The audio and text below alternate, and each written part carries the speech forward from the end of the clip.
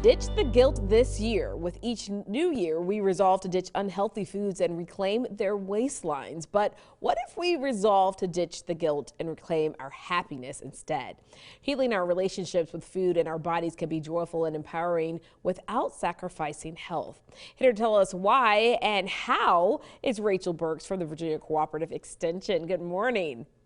Good morning, Kianna. All right, it's so true. This is the time of the year that we hear it all the time. People talking about dieting or making better choices, food choices, being healthy. But let's talk about dieting and why it's not sustainable long term. With the most obvious, but the hardest to get through our heads, and that's the concept that weight does not equal health. So tell us what is considered healthy. Yeah, so there are so many things that contribute to our overall health and well-being. And I'm just here to tell you today, okay, we're, 2 weeks into January. If you've made a New Year's resolution based solely on weight loss, and maybe it's not going exactly how you had planned or how you had hoped, feel free to make adjustments to those goals that you've set. And don't feel guilty about it. We're all trying to live a life that's healthy and fulfilling, and we can always make adjustments to those goals. So go ahead and do that as a start to your health journey.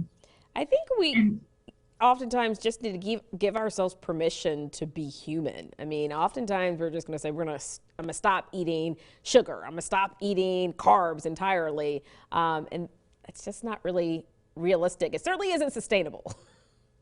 that's so right.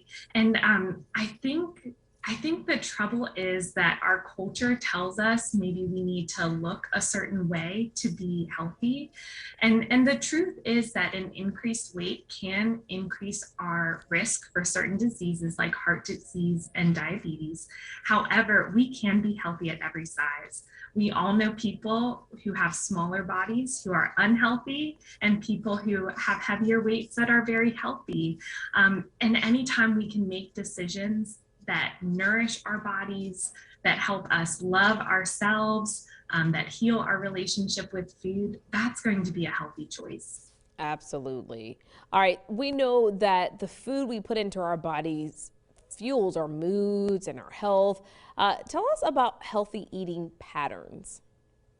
Absolutely. I'm so glad you brought that up. So the reason why dieting is not sustainable, as you mentioned before, is often because it's too restrictive. And whenever we kind of exclude a certain item from our diet, it can lead to some unhealthy eating patterns. So for example, if I've decided that sugar or something is off limits and I have a craving for that item, it might result in me eating too much of something else because I'm not going to satisfy that craving.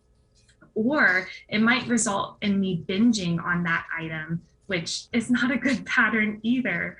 And so what I encourage people to do instead is make your food choices based on a variety of factors. So that includes health, but it also can include joy, self-care, tradition, and all of these other things. And when we do that and include that step in our day of what does my mind, my body, my spirit really need to nourish myself today, and then I'm going to slow down and enjoy that item, that's really going to impact my health and be a little bit more sustainable than a diet. Well, there's certainly so much for us to unpack here. So we're going to continue our conversation with Rachel after the break. Stay with us.